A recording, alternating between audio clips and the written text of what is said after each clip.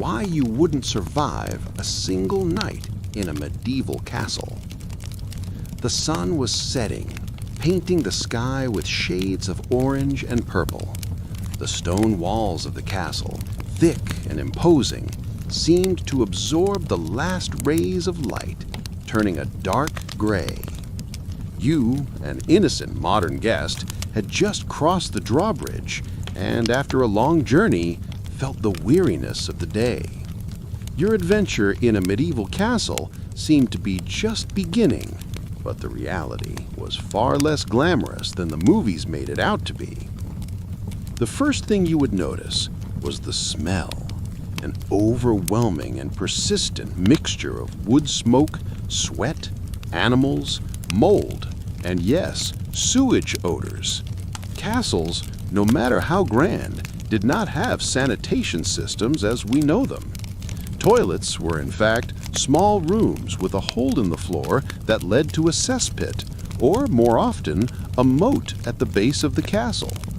The air inside was heavy and stale, difficult to ignore. As you were guided to your room, you would observe the uneven stone floor.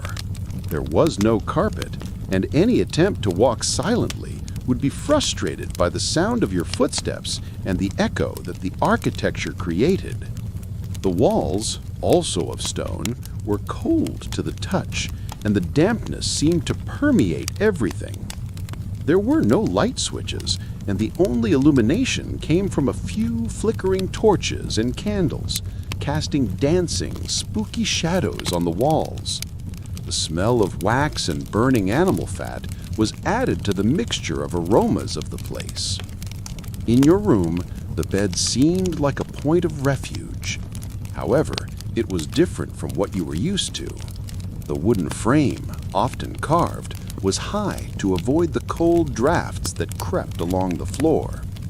The mattress was a fabric bag, usually of linen, filled with straw or feathers, which shifted with every movement.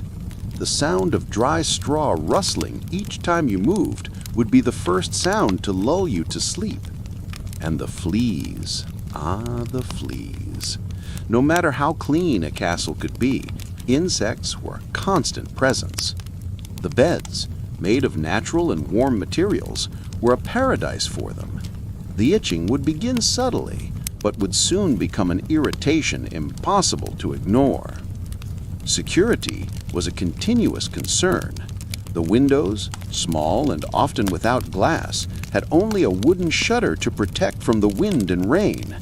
This, and the absence of locks as we know them, would leave the door only propped by a simple latch, creating a feeling of vulnerability.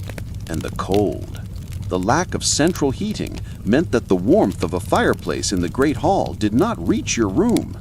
The temperature would drop as the night progressed, and you would huddle under the few heavy woolen blankets, which were barely enough for the penetrating cold. The silence was not interrupted by cars or planes, but by organic sounds, the wind howling in the chimney, the distant sound of an animal from the stable, perhaps the creaking of a door in the great hall. Any of these sounds could be scary in the total darkness, without the familiarity of the modern world. And so, as you toss and turn on your straw bed, with your skin itching and the cold seeping into your bones, the reality of the medieval castle sets in. The adventure has turned into a struggle against discomfort and uncertainty. You close your eyes, but sleep seems distant, a promise that the body, accustomed to modern comfort, cannot fulfill. The night was just beginning. Why you wouldn't survive a single night in a medieval castle. The darkness of the night deepened, and you, lying on your straw bed, felt increasingly restless. The attempt to sleep had been thwarted by the cold and the itching, and there was also the sound. The castle, which during the day seemed like a silent stone monument, now echoed with an orchestra of unknown and unsettling noises. Rats, an ever-present feature in any medieval structure, began their nocturnal activity. You could hear them scratching at the walls, scurrying in the spaces between the stones and perhaps even in the roof eaves. The sounds were constant, small whispers and squeaks that, in the stillness of the night, seemed amplified. With each noise, your body tensed, the fear that one of them might climb onto the bed, mixing with the already present discomfort. The wind, now blowing harder, found its way through the cracks of the windows and doors. It howled, a long and ghostly wail that spread through the empty corridors. Each gust brought with it the smell of dampness and earth from outside, reminding you that you were isolated, surrounded by a moat and impenetrable walls. And the safety? The door to your room, secured only with a simple latch, felt like an illusory protection. The idea that someone could easily open the door, or that an intruder might have hidden in the castle, was a source of anxiety. You tried to rationalize, reminding yourself that castles were fortresses designed for defense, but the lack of control over your surroundings, the total darkness, and the absence of any form of communication with the outside world were overwhelming. There was no phone to call the front desk, no light to turn on and dispel the shadows. Your bladder, which does not stop working just because you are in the Middle Ages, began to signal its needs. The thought of having to get up and venture into the darkness to use the latrine was terrifying. There were no night lights, and you would have to feel your way, relying only on your hands to guide you through the uneven stairs and corridors. The vision of ghosts or hauntings, fueled by childhood stories, mixed with the reality of the sounds and shadows, turning the simple need to use the toilet into an epic and frightening journey. And the latrine itself, with its hole in the floor, would be an unpleasant experience, with the smell and the risk of falling into the moat being a very real concern. Time seemed to pass slowly. You lie on your back, counting your heartbeats, listening to every sound in the castle. The creak of a distant floorboard, the sound of a horse in the stable, the sound of something you cannot identify. Your mind, accustomed to the tranquility of modern life, enters a state of alert.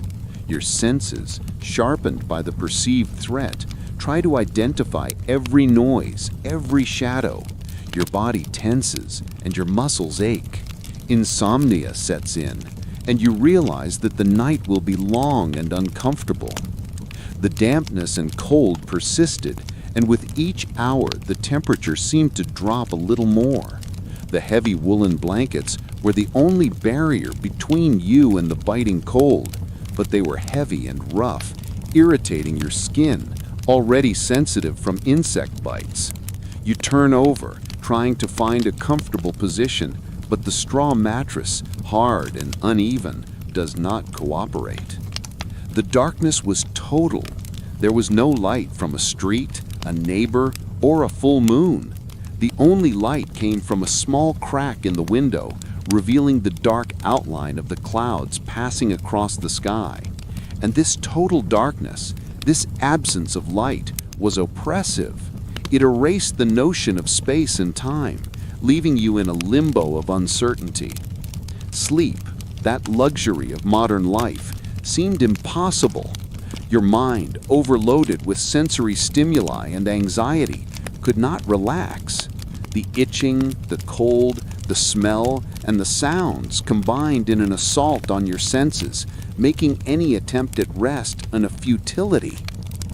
And so, lying there, with your eyes wide open, you get lost in the soundscape of the castle. Every sound is a mystery, every shadow a threat. The night, far from being a period of rest, is a constant struggle against discomfort and fear. The castle, which during the day seemed like a symbol of strength and grandeur, has revealed itself to be a hostile place, where your survival for a single night seemed to be an insurmountable challenge. The clock, a modern concept, was absent. All you had was the deepening of the darkness and the slow, agonizing crawl of time. The sounds you had noticed earlier began to shift. The scurrying of the rats seemed to lessen, perhaps because their nocturnal foraging had moved to another part of the castle. But other sounds now took their place. From somewhere below, you could hear the soft, muffled stomping of a guard on his rounds. The sound was not a heavy boot on a wooden floor, but a quieter, more deliberate tread on uneven stone. The guards, in their woolen tunics and simple leather shoes, moved with a practiced rhythm. They were not there to comfort you, but to watch for threats from the outside. Their presence, while a sign of a sort of security, also served as a constant reminder that danger, real or perceived, was always a factor. You would hear their footsteps approach your door, pause for a moment, and then slowly fade away into the echoing labyrinth of the corridors. Your nose, now accustomed to the initial onslaught of odors, began to pick up on new ones. The smell of the dying embers in the hearths, a faint, acrid smoke that lingered in the air, the faint metallic scent of the chainmail and weapons stored in the nearby armory, and a particular musty smell that was a combination of old tapestries, damp stone, and centuries of unwashed humanity. It was the smell of the castle itself, a deep, pervasive odor that clung to everything and was impossible to escape. Your body, stiff from lying on the uncomfortable straw mattress, protested with small, persistent aches. Your neck was crooked, your back felt a constant dull pressure from the hard surface, and your legs, tangled in the rough woolen blankets, felt numb. Turning over was a major operation, a clumsy rustle of straw and heavy fabric that would awaken you even more. You'd try to find a new position, hoping for relief, only to discover that every position was equally uncomfortable. The promised refuge of sleep seemed further away than ever. The small, insignificant details of your predicament began to take on immense importance. The lack of a pillow, a soft and forgiving place to rest your head, the scratchiness of the wool blankets against your skin, the single, tiny opening of the window that offered no view, only a narrow sliver of the black sky and the occasional glimpse of a star. You started to notice the feel of the cold air on your face, a subtle draft that found its way through a crack in the wall, a constant, annoying reminder of the low temperature. You thought about the water you had been given before you retired. It was likely cold and unfiltered, possibly drawn from a well that was shared with animals and susceptible to whatever ran off the castle walls. The thought of drinking it now, in the middle of the night, was unappealing. You were thirsty, but the thought of the taste and the unknown purity of the water was enough to keep you from trying to reach for it in the total darkness. The silence of the castle, when it did fall, was not peaceful. It was a heavy, oppressive quiet, a vacuum of sound that made the ringing in your ears seem loud. This silence was punctuated only by the occasional grunt of a sleeping guard or the faraway whinny of a horse in its stable. The absence of noise was as unsettling as the presence of it. It made you feel isolated, alone, in a massive stone structure, a small and vulnerable creature in a world that was indifferent to your comfort. And so you lay there, a modern mind trapped in a medieval body, enduring the sensory and physical assault of the castle. The hope of a good night's sleep was a distant memory. Instead, the night had become an exercise in endurance. You were not fighting dragons or defending against invaders. You were simply trying to survive the night, hour by long, uncomfortable hour. The feeling of helplessness and a profound sense of isolation were the only certainties as the night crept slowly toward a dawn that seemed impossibly far away. The night had reached its coldest point. It was that pre-dawn hour when the darkness felt most absolute and the temperature dropped to its lowest. You could feel the cold not just on your skin, but deep within your bones.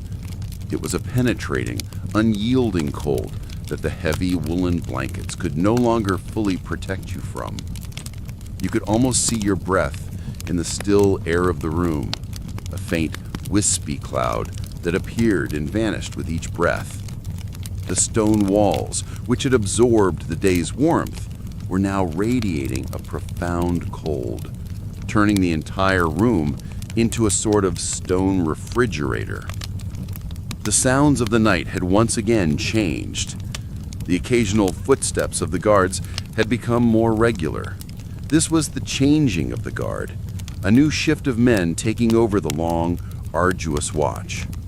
You could hear the muffled conversations, the quiet clinking of mail, and the soft, deliberate tread of new boots on the cold stone. It was a different rhythm than before, a sign that the night was progressing, but not yet over. The matter of personal hygiene, which you had been trying to ignore, was now a persistent thought. The concept of a modern toilet, with its clean water and efficient flushing, felt like an impossible luxury. You had been given a simple wooden chamber pot. Its presence in the corner of the room was a constant, low-level source of discomfort. The idea of using it and then having to endure its presence for the rest of the night was unappealing. You were a modern person, accustomed to cleanliness and privacy, and the crude reality of medieval hygiene was a source of profound, quiet revulsion. The lack of any way to wash or freshen up added to the feeling of being trapped in a less than ideal environment. The journey to the castle had been long and dusty, and now, lying here, you felt every bit of that grime. Your skin felt clammy and a bit sticky, and a faint film of sweat from the initial discomfort of the bed had now dried, leaving a strange, itchy residue. The fleas were still there, but it was now part of a larger, more general feeling of being dirty and unkempt. Your mind, now completely untethered by sleep, began to wander in a disorganized, fatigued way. You started to focus on tiny, inconsequential details. The way a small crack in the wall looked like a map of a tiny, forgotten country. The way the rough threads of the blanket felt against your thumb. A texture that was both coarse and surprisingly intricate.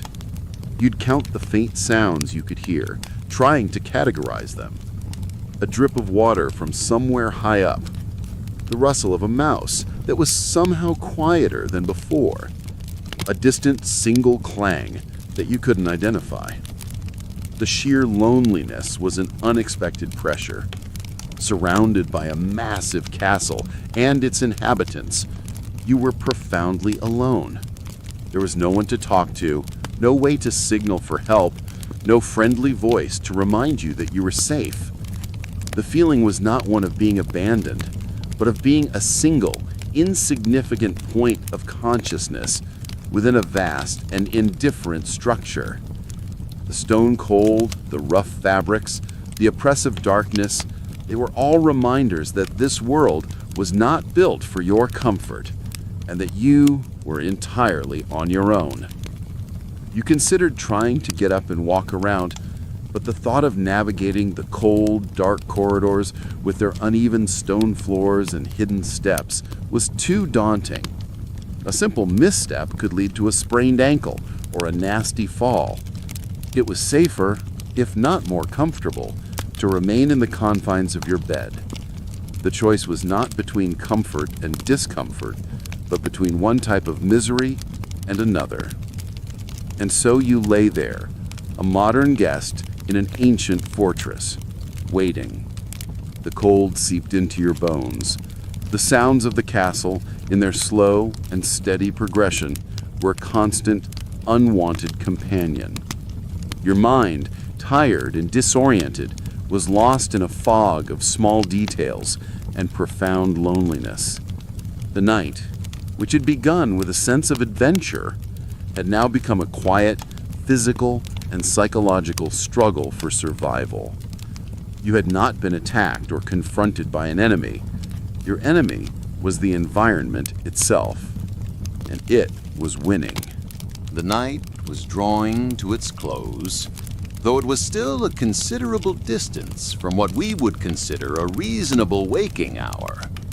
The total darkness had begun to soften, a subtle and almost imperceptible shift from absolute black to a very, very deep gray. This was not the light of dawn, but the faintest hint of morning light, filtering through the tiny unglazed windows and the narrow slits in the castle walls. It was a miserable, unwelcoming light that did little to dispel the shadows, but instead made them more solid and imposing. The cold was at its peak. The air was a sharp, biting presence that stung your nostrils with every breath. You could feel a faint crust of moisture on the inside of the stone walls, a thin film of ice forming where the dampness had finally surrendered to the cold. The blankets, which had been your only defense, now felt heavy and inadequate. You were cold to the very core, a deep, pervasive chill that had seeped past your clothes and into your bones. Your feet in particular felt like blocks of ice, and no amount of wiggling your toes could bring feeling back to them. The sounds of the castle, once again, had transformed. The scratching of the rats and the patrolling of the guards had ceased. They had been replaced by the quiet, purposeful stirrings of the castle's domestic life. You could hear the faint, muffled sounds of a fire being lit in a distant kitchen, the soft scrape of a flint and the crackle of kindling. Soon after, the dull thud of a heavy axe on wood and the rhythmic clatter of pots and pans. This wasn't the sound of an alarm clock. It was a slow, deliberate announcement that the long, cold process of starting the day was underway. The smell, too, had changed. The oppressive mixture of smoke and mold was now tinged with the faint, comforting aroma of wood smoke and something else, the smell of bread being prepared, a hint of yeast and flour that signaled the beginnings of breakfast. However, this small bit of familiarity was not enough to make the situation feel safe or comfortable. Instead, the smell made the reality of your predicament even more vivid. You were a guest in this harsh environment, and your very survival was dependent on the slow, meticulous, and entirely unmodern process of the day beginning. Your body, battered and bruised by the night's endurance, ached in every joint. The fatigue was a heavy blanket, thicker and more oppressive than the woolen one you were under. Your mind, no longer wandering, was now simply numb, a dull throb behind your eyes. The idea of getting up and facing the day was almost unthinkable. You had not slept at all. The entire night had been a torturous, uncomfortable vigil. The bed, once a symbol of rest, was now a monument to your misery. The straw had shifted and compressed, leaving you with a series of hard, unyielding lumps that dug into your back and hips. The itching from the fleas had become a constant low-level irritation, a physical manifestation of your complete lack of control over your surroundings. As the light continued to grow, a pale gray peeking through the gaps in the stone, you realized that you had not survived the night in any meaningful sense of the word. You had endured it, yes, but you were broken, exhausted, and profoundly miserable. You were not a heroic knight or a cunning spy. You were simply a modern person, accustomed to comfort and cleanliness, who had been stripped of every modern convenience and left to suffer the simple, grinding reality of medieval life. The night had not killed you with a sword or an arrow, but it had defeated you. It had broken your spirit and your body, and you realized that you wouldn't have lasted another night, let alone a month or a year. The quiet, persistent, and mundane realities of the medieval castle were far more deadly than any imagined enemy. You had survived the hours of darkness, but you had lost the battle for rest, comfort, and sanity. The sun would rise soon, but you were already defeated. The gray light had finally conquered the darkness. It was not a grand or glorious victory, but a slow, creeping, and thoroughly miserable one. The faint glow now filtering through the window revealed the full, unsparing truth of the room. The air, which had seemed empty in the darkness, was now thick with dust motes dancing in the meager light. The stone walls, once a source of comfort, appeared stained with dampness and streaked with soot from torches past. The floor, uneven and cold, was littered with bits of straw that had escaped your mattress. Everything looked a dull, lifeless gray. Your body, however, was the most telling testament to the night's events. The moment you tried to move, every joint protested with a loud, cracking stiffness. Your back ached in a way you never knew it could, a deep, persistent soreness that made straightening up a slow and agonizing process. Your muscles, tense from hours of sleepless discomfort, were now tight and knotted. The itching from the fleas had not subsided. It felt like 1,000 tiny needles pricking your skin, a constant reminder of your unwanted cohabitants. The call to morning was not a gentle one. The clanging of a bell, loud and jarring, echoed throughout the castle, a signal for everyone to rise. This was not a lazy weekend morning. It was the abrupt start of a long, arduous day. You could hear the muffled sounds of people stirring, the scraping of feet, and the murmur of distant voices. This noise, far from being a relief, felt like a rude awakening from the quiet misery you had become accustomed to. The next challenge presented itself in the form of the chamber pot. It sat in the corner, a stark and unpleasant reality. Its contents needed to be emptied, and you knew this task would neither be clean nor private. The idea of carrying it down a long, cold corridor, likely to a communal waste area or a designated chute, was a level of degradation you were wholly unprepared for. The lack of running water meant that even a simple hand wash was a luxury. You would have to make do with a basin of cold, possibly murky water, which did little to remove the grime and the feeling of being fundamentally unclean. Breakfast, when you finally made your way to the Great Hall, was another disappointment. The hall was smoky and noisy, filled with the loud chatter of servants and the smell of wet wool and damp bodies. The morning meal was not a plate of eggs and toast, but a simple fare of coarse bread, possibly a piece of hard cheese, and a bowl of thin, lukewarm gruel. The food was bland, and the texture of the bread was tough. It was sustenance, nothing more, designed to give you just enough energy for a day of hard labor. The drink was likely watered-down ale or mead, since the water was often unsafe to drink. It had a strange bitter taste that you were not used to. As you sat there, eating your simple meal, you looked at the other people around you. They were all tired, their faces showing the marks of a lifetime of hard work and discomfort. They were used to this life. They had survived countless nights like the one you had just endured. But they weren't thriving. They were simply living. Their bodies and minds conditioned to a level of hardship that would be unthinkable in your world. The night had not killed you with a dramatic act of violence, but it had broken you in 100 small, mundane ways. It had taught you that survival was not about strength, but about endurance.